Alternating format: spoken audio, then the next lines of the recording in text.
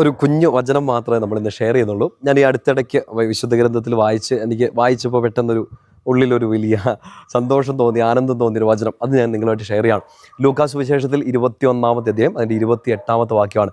ഇച്ചിരി ഒരു അല്പം നീളമുള്ള സ്റ്റേറ്റ്മെൻ്റ് ആണ്. അതിൻ്റെ ആദ്യത്തെ ഭാഗം ഞാനിങ്ങനെ മാർക്ക് ചെയ്തിട്ടുണ്ട്.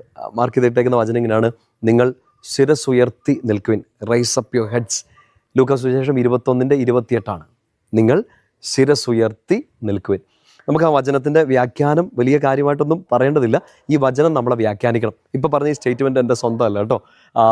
കുറച്ച് നാളുകൾക്ക് മുമ്പ് നമ്മുടെ പാറശാല രൂപതയുടെ കൺവെൻഷന് വേണ്ടി പോയപ്പോൾ അവിടുത്തെ അഭിവന്യ പിതാവ് തോമസ് മാർ യൂസേബിയസ് പിതാവ് പറഞ്ഞു തന്നൊരു കാര്യമാണ്. ആദ്യത്തെ എനിക്കൊന്ന് ഉദ്ഘാടന സന്ദേശത്തിൽ പിതാവ് ഇങ്ങനെ പറയുകയാണ്: പ്രിയപ്പെട്ട സഹോദരങ്ങളെ, നമ്മൾ ഈ 3 ദിവസങ്ങളിൽ 3 വൈകുന്നേരങ്ങളിൽ ഈ കൺവെൻഷൻ പന്തലിലിരുന്ന് വചനം കേൾക്കും. വചന വ്യാഖ്യാനമല്ല നമ്മൾ കേൾക്കുക, കേൾക്കുന്ന വചനങ്ങൾ നമ്മുടെ ജീവിതത്തെ വ്യാഖ്യാനിക്കട്ടെ.